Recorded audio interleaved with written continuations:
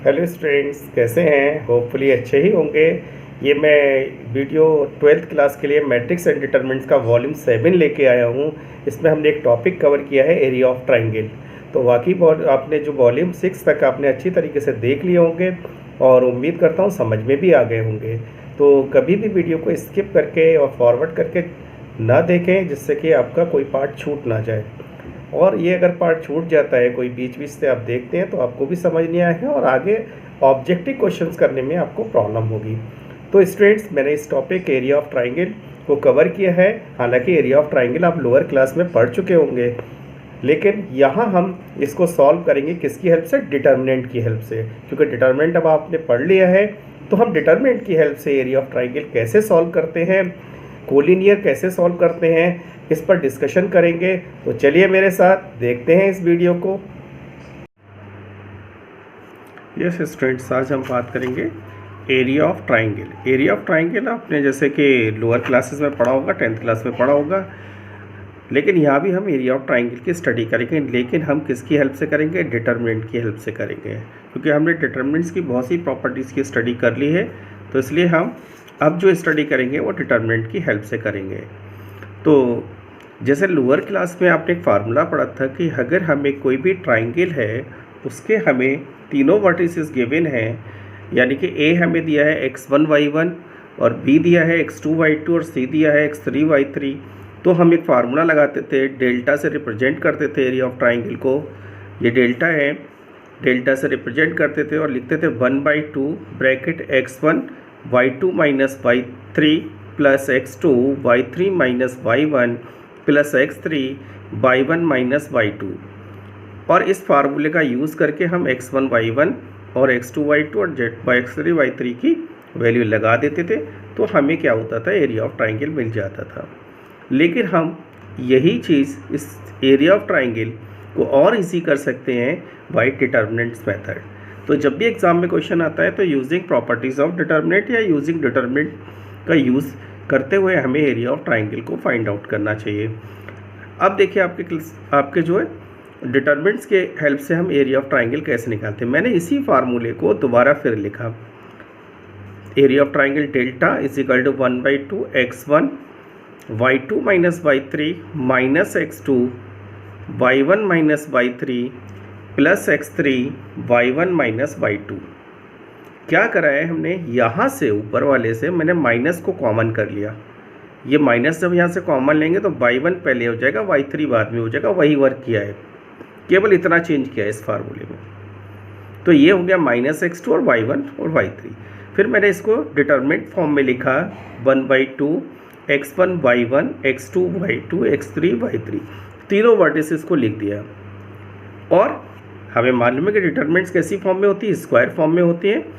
तो हमने क्या करा है, जो C1 C2 तो हमें मिल गए पॉइंट्स के अकॉर्डिंग, रह गया C3 में हमने 1 1 1 अपनी तरफ से लगा दी, 1 1 1 अपनी तरफ से लगा दिया। अगर हम इसको एक्सपेंड करें तो यही चीज़ आ जाएगी। एक्सपेंड किसके अकॉर्डिंग करें? C1 के अकॉर्डिंग करें, तो यही हमारे पास आ जाएगा। यानी कि ये जो डिटर्मिनेंट वैल्यू निकल के आएगी इसके अकॉर्डिंग वही हमारा एरिया ऑफ ट्राइंगल होगा। तो देखिए, अगर हम x1 को हाइड कर लें, अब तो आपको डिटर्मिनेंट सॉल्व करना आ गया होगा, तो ये आएगा y2 इंटू 1 y2 और माइनस y3 इंटू 1, तो ये आ जाएगा y2 माइनस y3। क्लियर? और यही हमारा लिखा हुआ है y2 माइनस y3। फिर आया प्लस के बाद इधर माइनस। आप किसी भी पर्टिकुलर रो या किसी भी पर्टिकुलर कॉलम के अकॉर्डिंग एक्सपेंड कर सकते हैं, ठीक है। तो फिर आया x2 में हमने यहाँ माइनस लगा दिया, फिर प्लस लगा दिया, यहाँ प्लस है ही। x2 इसको हाइड करिए, तो ये क्या आ गया आपका?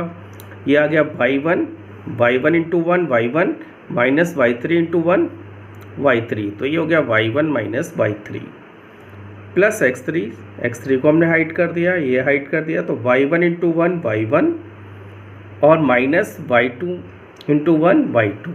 तो ये हमारा पूरा फार्मूला वही आ गया अगर हम इसको एक्सपेंड कर दें C1 के अकॉर्डिंग। अब ज़रूरी नहीं हमने C1 के अकॉर्डिंग एक्सपेंड करा है कि जो भी क्वेश्चन सॉल्व करें तो आप किसी के भी अकॉर्डिंग एक्सपेंड कर लीजिए, आपको आंसर मिल जाएगा। यानी हमने इस फॉर्म से हमने इसको इसमें कन्वर्ट कर लिया। आप जैसे चाहें डिटर्मिनेंट्स को सॉल्व कर लीजिए। अब इसमें दो बातें ध्यान रखिएगा, डेल्टा हमेशा पॉजिटिव आएगा। अगर कभी आपको नेगेटिव मिल जाए तो आप मॉड लगा के उसको पॉजिटिव कर दीजिए, क्योंकि area can not be negative. Now delta is given, then we take both value plus minus. ये कंडीशन देख लीजिएगा, इफ़ डेल्टा इज गिवन यानी एरिया आपको कभी गिवन है किसी भी पर्टिकुलर क्वेश्चन में, तो हम जो एरिया दिया हुआ है उसमें हम प्लस माइनस लगा लेंगे। यानी कि हम उसके दोनों केस कंसीडर करेंगे कि अगर कोई भी एरिया आपको दिया हुआ है तो जब हम उससे किसी पर्टिकुलर एक्स या x1 या y1 या किसी की भी वैल्यू निकालेंगे तो हम एरिया में प्लस माइनस लगा लेंगे। आगे कोई एग्जाम्पल होगा तो आपको क्लियर हो जाएगा। यानी एरिया गिवन है तो हमें इसको प्लस माइनस मेंशन करना है। क्लियर? क्योंकि माइनस रहा होगा तो भी आपने प्लस करा होगा और प्लस रहा होगा तो प्लस तो आया ही होगा। एब्सोल्यूट वैल्यू हमें एरिया में लेते हैं, लेकिन अगर गिवन होता है, पॉइंट निकालना होता है, चाहे वो x1 y1 और x1 y1 हो, x2 y2 हो, x3 y3 हो, 2D की बात हो रही है यहाँ पर, तो हमें जब भी एरिया गिवन होगा तो हम उसमें प्लस माइनस लगा लेंगे। अब आता है कोलिनियरिटी ऑफ 3 पॉइंट्स। अगर ये तीनों पॉइंट्स जो हमें ट्राइंगल में दिए थे वो एक ही लाइन में आ जाए, ये उठ के इस यहाँ पर आ जाए, तो इसको बोलते हैं कोलिनियर। कोलिनियर को एक और भी बोलते हैं lie on a line, lie on A line. एक ही लाइन पर तीनों पॉइंट को रिप्रेजेंट करना, एक ही लाइन पर तीनों पॉइंट का आ जाना कोलिनियर कहलाता है। क्या कहलाता है? कोलिनियर। सारे पॉइंट एक ही लाइन में, जैसे ए बी सी, ये तीनों पॉइंट एक ही लाइन में आ गए। जब एक ही लाइन में तीनों पॉइंट्स आ जाएंगे तो क्या हो जाएगा? आपको मालूम है लाइन का एरिया क्या होता है? 0 होता है। तो लाइन का एरिया 0 हो गया तो हमारे जो डिटर्मिनेंट वैल्यू हो गई ये किसकी क्या हो गई? डेल्टा इज इक्वल टू हमारी क्या हो जाएगी? 0 हो जाएगी। क्लियर? 0 हो जाएगी। तो हमारे पास ये फार्मूला 1/2 यहाँ का वो भी 0 हो जाएगा। ये हो जाएगा x1 y1 x2 y2 x3 y3 और यहाँ 1 1 लगा लीजिए। ये कोलिनियर की कंडीशन हो गई। अगर तीनों पॉइंट्स कोलिनियर है तो ये कंडीशन यूज़ होगी। अब आती है कि हमारे पास 2 पॉइंट्स दिए हैं और हमसे पूछा जाए क्या डिटर्मिनेंट्स की हेल्प से आप इक्वेशन ऑफ लाइन निकाल सकते हैं? यस, बिल्कुल निकाल सकते हैं। Equation of A line passing through 2 given points, हमें 2 पॉइंट्स दिए हुए हैं, जैसे यहाँ पर मैंने दिया है a और b, मुझे x1 y1 दिया और b दिया है x2 y2। अब मुझे इन 2 पॉइंट्स की हेल्प से हमें इक्वेशन निकालनी है। तो इक्वेशन को हम कैसे निकालें? तो डिटर्मिनेंट्स की हेल्प से हम कैसे निकालें? हमने एक पॉइंट P मान लिया जो जनरल पॉइंट है, उसके हमने कोऑर्डिनेट्स को ले लिया x, y, ये अपनी तरफ से ले लीजिए। अब वही फार्मूला कोलिनियर वाला लगा दीजिए। पहला पॉइंट इसको P को मान लीजिए x, y, A1 x1 y1 x2 y2, B को ले लीजिए x y जनरल पॉइंट है, और थर्ड पर C3 में क्या कर दीजिए? 1 1 1 कर दीजिए, जैसे ऊपर किया हुआ था आपने। तो ये जो है ऊपर वाला फार्मूला इसमें कन्वर्ट हो जाएगा। और हमारे पास क्या होता है, अगर हम किसी की इक्वेशन निकाल रहे हैं तो इक्वेशन क्या होता है स्ट्रेट लाइन का? एक्स वाई में रिलेशन होता है एक्स वाई में रिलेशन होता है। तो हम इसको सॉल्व कर लेंगे तो जो आंसर यानी एक्स वाई में जो रिलेशन आएगा वही हमारी क्या होगा? इक्वेशन होगी। कौन किसकी इक्वेशन होगी? लाइन की इक्वेशन होगी जो 2 पॉइंट से पास हो रही होगी। क्लियर? ये क्लियर हो गया? तो देखिए आगे बढ़ते हैं। देखिए मैंने एक एग्जाम्पल लिया है, एग्जाम्पल को आप ध्यान से देखिए। Find the area of the triangle, find the area of the triangle whose vertices are 3, 1, 4, 3 and -5, 4। Find the area of the triangle whose vertices are 3, 1, 4, 3 and -5, 4। तो क्या करना है? मुझे एरिया निकालना है। 3 पॉइंट्स दिए हुए हैं, फटाफट फार्मूला लगा दीजिए। Delta is equal to 1/2 x1 y1 1 x2 y2 1 x3 y3 1। इनको मान लीजिए आप x1 y1, इसको ले लीजिए x2 y2, इसको ले लीजिए x3 y3 और यहाँ पुट कर दीजिए। मैंने यहाँ पुट कर दिया। और डिटर्मिनेंट को सॉल्व करना आपको पहले सिखाया गया है, और नहीं सीखा है तो एक बार फिर देख लीजिए, पुराने वीडियोस को देखिए और ध्यान से देखिए कि हमें किसके अकॉर्डिंग कर रहे हैं। हम R1 के अकॉर्डिंग इसको एक्सपेंड कर रहे हैं, आप किसी और के अकॉर्डिंग भी एक्सपेंड कर सकते हैं, C1 C2 C3 या R1 R2 R3 में। मैंने यहाँ पर 3 को हाइड किया, 3 लिखा, हाइड किया, 3 1 जा 3, -4 1 जा 4, 3 -4 माइनस, ये 1 है, 1 के ऊपर माइनस लगा लेते तो -1 हो गया, और इसको हाइड किया, 4 1 जा 4, माइनस, एक माइनस और आता है, प्लस हो गया, 5 1 जा 5, ये प्लस हो गया। इसको हाइड करिए, 4 4 जा 16, और -5 × 3 माइनस हो गया प्लस, ये हो गया आपका 15, 16 + 15। इसको कैलकुलेट कर लीजिए। कैलकुलेट करने के बाद ये आया 19/2। चूँकि हम एरिया निकाल रहे हैं, एरिया की यूनिट स्क्वायर यूनिट होती है, तो हमने लिख दिया स्क्वायर यूनिट होते हैं। क्लियर हो गया होगा। एक बार देख लीजिए इस क्वेश्चन को। इजी क्वेश्चन है, कभी कभी 1 या 2 मार्क्स में इसके क्वेश्चंस पूछ लिए जाते हैं। अब आता है सेकंड क्वेश्चन। एक क्वेश्चन मैंने और लिया है, तो देखिए, for what value of K the point 5,5 k,1 and 11,7 are collinear. ये 3 पॉइंट्स में एक पॉइंट अननोन दिया हुआ है, अननोन दिया हुआ है, और कह दिया कि तीनों पॉइंट्स एक ही लाइन पर लाई कर रहे हैं। जब तीनों पॉइंट्स एक ही पॉइंट्स पर लाई कर रहे हैं, इसका मतलब क्या है, ये कोलिनियर है।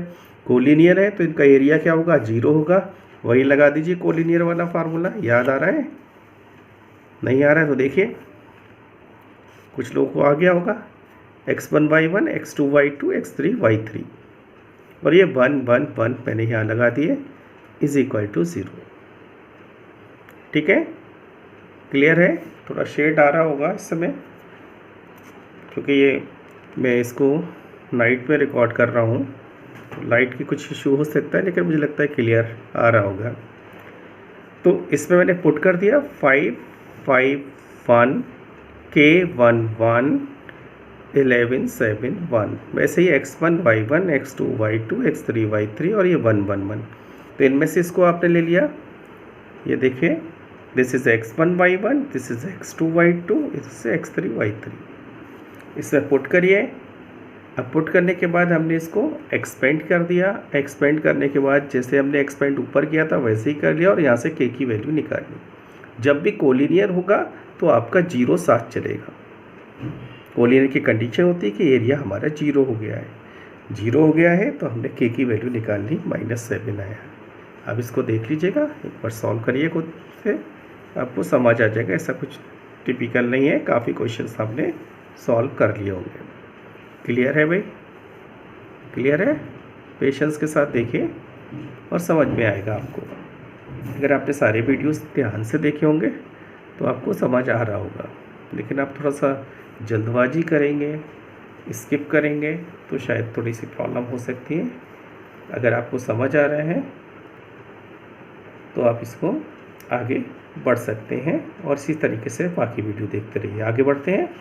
नेक्स्ट एक क्वेश्चन मैंने और लिया, बड़ा इंपॉर्टेंट क्वेश्चन है, ये एनसीईआरटी का है, 4.3 एक्सरसाइज का है ये क्वेश्चन, और अच्छा क्वेश्चन, सबसे अच्छा क्वेश्चन है इस एक्सरसाइज का। Show that A, capital A B plus C, एक ये पॉइंट है, this is x1, this is y1, again B C plus A, x2 y2, capital C C comma A plus B, ये small C है, तो ये हो गया x3 y3, are collinear. हमें शो करना है कि ये पॉइंट्स जो एल्जेब्रिक फॉर्म में दिए हुए हैं ये कोलिनियर है। तो कोलिनियर है तो हम क्या करें, इसकी डिटरमिनेंट वैल्यू 0 कर दिखा दें। अगर ये तीनों पॉइंट्स कोलिनियर हैं तो इनका एरिया 0 होगा, और एरिया 0 होगा तो हमने एरिया 0 की कंडीशन, आपको पुराना फार्मूला आपको पता है कौन सा लगाते हैं, x1 y1, x2 y2 और x3 y3, और यहाँ 1 1 1 लगा दें, और ये 0। चूँकि फार्मूला मैं पीछे लिख चुका हूँ इसलिए मैंने यहाँ दोबारा नहीं लिखा, उसी फार्मूले में ये पुट कर दीजिए आप, ये पुट कर दीजिए। अब इसमें थोड़ा सा डायरेक्ट एक्सपेंड करेंगे तो आपको प्रॉब्लम हो सकती है। अब इसको क्या करिए, डिटरमिनेंट्स का एक क्वेश्चन मान लीजिए, और एक दो प्रॉपर्टी का यूज़ कर लीजिए और इजीली हो जाएगा। देखिए मैंने एक प्रॉपर्टी लगाई, C2 tense to C2 + C1, जो पुराने क्वेश्चन आपने किए होंगे इसमें डिटरमिनेंट्स बेस, तो बहुत सारे ऑपरेशंस आपने लगाए होंगे। मैंने भी यहाँ पर एक ऑपरेशन लगा दिया, C2 tense to C2 + C1। किस में चेंज होगा, C2 में। किस में चेंज नहीं होगा, C1 में। तो C1 as it is A B C। Now this is after operation using this operation C1 plus C2 A plus B plus C, this is add this add this. तो ये क्या होगा, A plus B plus C, A plus B plus C, A plus B plus C. अब A plus B plus C C2 में आ गया, तीनों में है, तो मैंने क्या करा, अगला ऑपरेशन लगाया, taking A plus B plus C common from C2। मैंने इसको बाहर ले लिया, A B C, अभी हो गया 1 1 1 1 1 1, कॉमन आता है तो इस पर क्या इंटू 1 कर लीजिए, इंटू 1 कर लीजिए, जीरो मत लिख देना भाई, बहुत से लोग जीरो लिख देते हैं, ध्यान रखिए जब कुछ नहीं है तो 1 है, 1 है तो ये क्या होगा, C2 और C3 आइडेंटिकल हो गए, 1 1 1 1 1 1 1, ये आइडेंटिकल का मतलब आपको मालूम है कि ये डिटर्मिनेंट्स की प्रॉपर्टी होती है, किसी भी डिटर्मिनेंट्स में किसी पर्टिकुलर रो या किसी पर्टिकुलर कॉलम के अगर करस्पॉन्डिंग एलिमेंट्स सेम हैं, एक जैसे हैं, या ये दोनों रो या कॉलम एक जैसी हैं, तो उसकी डिटर्मिनेंट वैल्यू 0 होगी, हमें एक्सपेंड करने की ज़रूरत नहीं है। Now using this property C2 and C3 are identical, so its determinant value is 0, तो इसकी डिटर्मिनेंट वैल्यू 0 हो गई, 0 हो गई, 0 को A प्लस बी प्लस सी से मल्टीप्लाई किया, दिस इज आल्सो 0। तो ये प्रूव हो गया कि ये तीनों पॉइंट्स कैसे हैं, कोलिनियर हैं। क्लियर, आगे बढ़ते हैं। ये NCERT का एक क्वेश्चन और है कि find the equation of the line joining 1,2 and 3,6 using determinant. पहले मैंने फार्मूला लिखा दिया है कि हमें इक्वेशन ऑफ लाइन निकालना है, 2 पॉइंट्स दिए हुए हैं, तो हमने क्या करा, इसको x, y ले लिया एक पॉइंट को, और बाकी 2 पॉइंट को हमने x1 y1 x2 y2 ले लिया। तो क्या हो गया कि इक्वेशन ऑफ लाइन निकालते तो इसका मतलब है लाइन का एरिया 0 होगा, तो हमने क्या करा, डेल्टा 0 रख दिया, फिर वही फार्मूला लगाया, x1 y1 x2 y2 x3 y3 1 1 1, इसको पुट कर लिया। मैंने कहा था इक्वेशन ऑफ लाइन क्या होता है, relation between x and y, x और y क्या है, जनरल पॉइंट्स हैं, तो इसको आप सॉल्व कर लीजिए। x को हाइड करिए, 2 1 जा 2 6 1 जा 6, तो 2 - 6, y को हाइड करिए, इसको करिए 1 1 जा 1 -3 1 जा 1 3, और इसको हाइड करिए 6 - 6, 0 हो गया, इसको सॉल्व कर लीजिए, तो मेरा निकल के आया 2x, यहाँ पर आया 4x - 2y = 0, 2 कॉमन ले लीजिए, 2x - y = 0, तो ये हमारा क्या हो गया, यही हमारी इक्वेशन ऑफ लाइन हो गई। अब अगर आपके पास कभी पुरानी चीज़ों को रिवाइज करना हो तो आप देख लीजिए, इक्वेशन ऑफ लाइन है, अगर आप देखें तो ये किस टाइप की इक्वेशन ऑफ लाइन है। ये लाइन स्ट्रेट लाइन में आप और डिटेल में पढ़ेंगे, ये एक ऐसी लाइन की इक्वेशन है जिसमें कांस्टेंट टर्म नहीं है, क्योंकि लाइन की इक्वेशन होती है ax + by + c = 0। अगर किसी लाइन की इक्वेशन में कोई कांस्टेंट टर्म नहीं होता है तो वो लाइन कहाँ से पास होती है, ओरिजिन से पास होती है, ये आगे आप सीखेंगे, मैंने थोड़ा सा बता दिया है। क्लियर, फिलहाल हमारा ये आंसर हो गया, ठीक है, क्लियर, एक बार देख लीजिए।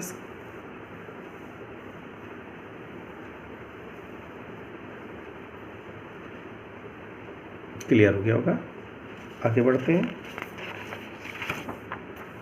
अब देखिए क्वेश्चन हमने जितने फार्मूले मैंने लिखा है सब पर बेस मैंने कोई ना कोई क्वेश्चन कराया है, जिससे आप एक्सरसाइज कर सकते हैं। एक्सरसाइज में काफ़ी क्वेश्चंस छूटे हुए हैं, आपके लिए होमवर्क हो जाएगा, वो उसे करिए और आगे हम एडिशनल क्वेश्चंस कराते रहेंगे। तो if area of triangle is 35 square unit with the vertices 2, -6 5, 4 k, 4 then K, ये ऑब्जेक्टिव टाइप का क्वेश्चन है, NCERT में ही है। ये कह रहे हैं कि हमें एरिया दिया हुआ है और ये 3 पॉइंट्स दिए हैं, एक अननोन है, तो हमें इस अननोन की निकालना है वैल्यू। तो हमें मालूम है यहाँ पर क्या क्या गिवन है, ये सिंबल हो गया एरिया ऑफ ट्राइंगल 35। मैंने कहा जब भी एरिया ऑफ ट्राइंगल गिवन होगा तो आप क्या करेंगे, उसको प्लस माइनस लगा लेंगे। अब ये गिवन हो गया, क्योंकि ये 35 हो सकता है -35 आया हो तो 35 प्लस लिख दिया हो, या प्लस का आया हो तो हम दोनों केस को कंसीडर करेंगे। यहाँ पर हमें के की 2 वैल्यू मिल जाएंगे। क्लियर, तो डेल्टा = हमने लगा दिया 1/2 x1 y1 x2 y2 x3 y3, और ये 1 1 1। फार्मूला मैंने बार बार नहीं लिखा है, लेकिन आप जब भी क्वेश्चंस करें एग्जाम में तो फार्मूले को ज़रूर मेंशन करें। तो मैंने क्या करा, यहाँ 35 लगाया, इस 2 को यहाँ मल्टीप्लाई कर दिया, +- 35, इसको लिख लिया। प्लस मैंने इसको मल्टीप्लाई करा तो 35 का डबल कितना होता है 70 होता है, प्लस माइनस 70, और इसको एक्सपेंड कर लिया मैंने, पीछे एक्सपेंड कर चुका हूँ इसलिए आपको कोई प्रॉब्लम नहीं आनी चाहिए। एक्सपेंड किया, ये आ गया, इसको थोड़ा और सॉल्व किया, अब यहाँ तक ले आए, आपने इसीलिए इसको सॉल्व कर लिया, ये कैलकुलेशन है 10 तक आपने की होगी। अब हम पहले क्या करते हैं, टेक इन पॉजिटिव साइन, ऊपर वाला साइन पॉजिटिव वाला साइन, आप चाहे माइनस ले लें पहले प्लस ले लीजिए, पॉजिटिव साइन हमने लिया तो 70 इज इक्वल टू 50 माइनस 10 के, और इसको 10 के को इधर ले लिया, 70 को इधर कर लिया, ट्रांसफ़र कर दिया, तो ये होगा 10 के इज इक्वल टू 50 माइनस 70, 10 के इज इक्वल टू माइनस 20 और के इज इक्वल टू -2। के की वैल्यू कितनी आ गई -2। क्लियर। सिमिलरली टेक इन नेगेटिव साइन, हमने ये नेगेटिव साइन ले लिया, तो -70 इज इक्वल टू 50 माइनस 10 के, तो 70 को इधर कर दीजिए, 10 को इधर कर दीजिए, प्लस हो जाएगा, तो ये हो गया 120, 10 के इज इक्वल टू 120 और 0 से 0 कट कर दीजिए या 10 से डिवाइड कर दीजिए, के की वैल्यू आ गई 12। तो यानी के की दो वैल्यू आ गई, के 12 और के -2। अपने ऑप्शन में देखिए ये कहाँ पर है, के 12, यानी सी ऑप्शन आपको दिख रहा होगा, ये आपका आंसर ठीक है। के की वैल्यू वही मैंने आंसर नीचे आपको मेंशन किया है कि इसका आंसर क्या हो गया, सी हो गया। तो ये ऑब्जेक्टिव टाइप का क्वेश्चंस आप इस तरीके से कर सकते हैं। क्लियर। ऑब्जेक्टिव क्वेश्चंस करते रहिए, एनसीईआरटी के सारे ऑब्जेक्टिव करिए, एग्जाम्पलर के भी करिए, और अब ये ऑब्जेक्टिव क्वेश्चन आपके एग्ज़ाम में आने लगे हैं, ठीक है। तो इनको ध्यान से करिएगा, एक बार इसको फिर देख लीजिए, फिर बढ़ते हैं आगे नेक्स्ट क्वेश्चन की ओर, ठीक है। कहीं कुछ समझ में नहीं आ रहा तो वीडियो को पॉज करके नोट करिए और उसके बाद आगे बढ़िए। इसके बाकी क्वेश्चंस आप करते जाइएगा एनसीईआरटी को। नेक्स्ट आगे बढ़ते हैं। देखिए मैंने एक एग्जाम्पलर का भी क्वेश्चन लिया है, एनसीईआरटी एग्जाम्पलर का क्वेश्चन लिया है, बड़ा अच्छा क्वेश्चन है। बाकी क्वेश्चंस भी आप करिएगा, आप उस पर से ऑनलाइन डाउनलोड कर सकते हैं इसको, एग्जाम्पलर बुक को, और वहाँ से आप एक्सरसाइज भी कर सकते हैं। लेकिन पहले एनसीईआरटी करें, फिर एनसीईआरटी एग्जाम्पलर करें। थोड़ा सा लेवल उसमें ऊपर होता है, हाई लेवल होता है, लेकिन आप बेसिक कॉन्सेप्ट क्लियर करिए एनसीईआरटी से, फिर एग्जाम्पलर करिए, फिर प्रिपरेशन आपकी बढ़िया हो जाएगी। तो ये देखिए, show that the points a+5, a-4, a-2, a+3 and a, do not lie on a straight line. Do not lie मैंने अंडरलाइन किया है, इसका मतलब कोलिनियर, ठीक है। डू नॉट लाई इसका मतलब है ये कोलिनियर नहीं है। अगर नॉट नहीं होता तो कोलिनियर हो गया, नॉट लगा है तो ये एक लाइन में नहीं है, ठीक है। Do not lie on a straight line यानी कोलिनियर नहीं है। फॉर एनी वैल्यू ऑफ ए की किसी वैल्यू के लिए ये क्या है, कोलिनियर नहीं है। जब कोलिनियर नहीं है तो इनका क्या होगा, एरिया 0 नहीं आएगा, एरिया क्या होगा, 0 नहीं आएगा, और हमारे आंसर में ए भी नहीं आएगा, यानी कि ये इसका आंसर इंडिपेंडेंट होगा ए से इंडिपेंडेंट होगा। इसका मतलब ये आप देखते हैं क्या ए से इंडिपेंडेंट आंसर आ रहा है और 0 भी नहीं आ रहा है। देखिए हमने लेफ्ट हैंड साइड लिया, लेफ्ट हैंड साइड को लिया है, तो ये फार्मूला होता है 1/2 x1 y1 1 x2 y2 1 x3 y3 1 can not equal to 0। तो 1/2 और ये हो गया a+5 a-4 1 a-2 a+3 1 a 1। ये मैंने इसको सारे पॉइंट्स को लिख दिया। अब क्या हुआ, मैंने एक ऑपरेशन लगाया। अब देखिए मैंने पहले कहा था कभी भी डिटर्मिनेंट्स की आपकी अगर प्रैक्टिस हो जाए तो आप 2 ऑपरेशन एक साथ लगा सकते हैं। तो यहाँ पर मैंने 2 ऑपरेशन लगाने का कोशिश की है, आप समझ लीजिए, मैं समझा भी देता हूँ। बाकी क्वेश्चन में भी आप 2 ऑपरेशन लगा दें। तो R1 tends to R1 minus R3, इसमें से ये R1 है, ये R2 है, और R3 आप C1 में भी लगा सकते हैं जैसे चाहे, इससे अलग भी ऑपरेशन लगा सकते हैं। ये इजी है क्योंकि R1 में से R3 लेस करेंगे तो A चला जाएगा। अब इसमें कौन अनचेंज रहेगा, R3 अनचेंज रहेगा। कौन चेंज होगा, R1 चेंज होगा। दूसरा ऑपरेशन मैंने लगाया R2 tends to R2 minus R3, यानी कि जो हमने यहाँ पर अनचेंज रहेगा वही अनचेंज यहाँ होना चाहिए। तो ये दोनों ऑपरेशन आप साथ साथ लगा सकते हैं। R3 यहाँ भी अनचेंज है, R3 यहाँ भी अनचेंज है। R1 tends to R1 minus R3, R2 tends to R2 minus R3। सबसे पहले R1 में से R3 लेस करिए तो ये 5 बचा, ये -4 बचा, ये 0 हो गया। अब R2 में से R3 करिए, फिर ये A चला गया -2, ये हो गया 3 और ये हो गया 0।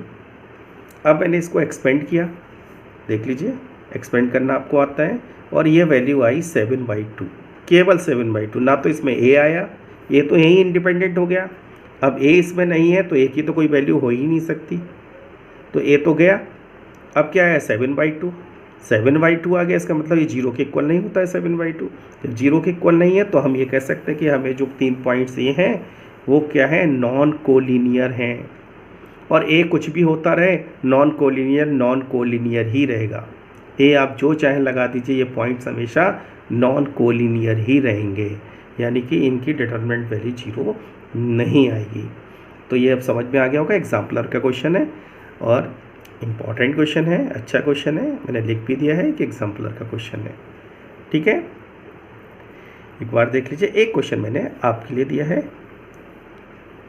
और वो क्या होता है, D/S, do your self using the determinants find the value of k, show that the points k 2 minus 2k minus k plus 1 2k and minus 4 minus k comma 6 minus 2k may be collinear। अगर ये collinear हैं तो k की value निकालिए। तो collinear है तो ये x1 y1 हो गया, ये x2 y2 हो गया, ये x3 y3 हो गया। और हम आप करेंगे तो मैं बता देता हूँ, इसका हिंट दे देता हूँ कि फिर वही लगाइए, कोलिनियर वाली कंडीशन लगाइए। ये x1 y1 1, x2 y2 1, x3 y3 1 is equal to 0। इसको सॉल्व करिए, के की 2 वैल्यू निकलेंगे, मैंने यहाँ आंसर लिख दिया है। एक और क्वेश्चन है, कह रहे हैं कि x, y, a, 0, 0, b lie on a straight line. अब यहाँ पर नॉट नहीं लगाया तो lie on a straight line का मतलब सीधे सीधा क्या हो गया, कोलिनियर। क्या हो गया ये, कोलिनियर। देन अब इसमें एरिया ऑफ ट्राइंगल आप 0 लगा दीजिए, x1 जो ऊपर फार्मूला लगाया वही लगा दीजिए, x1 y1 1, x2 y2 1, x3 y3 1। इसको 0 के इक्वल रख दीजिए क्योंकि ये कह रहे हैं कोलिनियर है। जब कोलिनियर इसको 0 के इक्वल रखेंगे, सॉल्व करेंगे तो इनमें से कोई भी एक कंडीशन सॉल्व होके आ जाएगी, चाहे वो ये हो सकती है, ये हो सकती है, ये हो सकती है, या ये हो सकती है।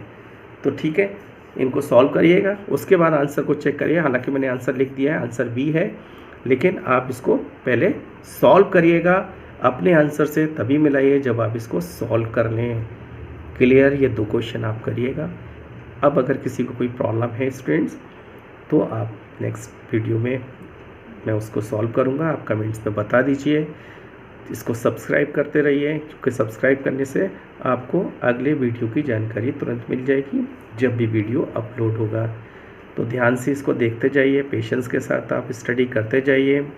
जैसे ये टॉपिक ख़त्म होते जाएंगे, एडिशनल क्वेश्चंस भी आपको साथ में कराते जाएंगे।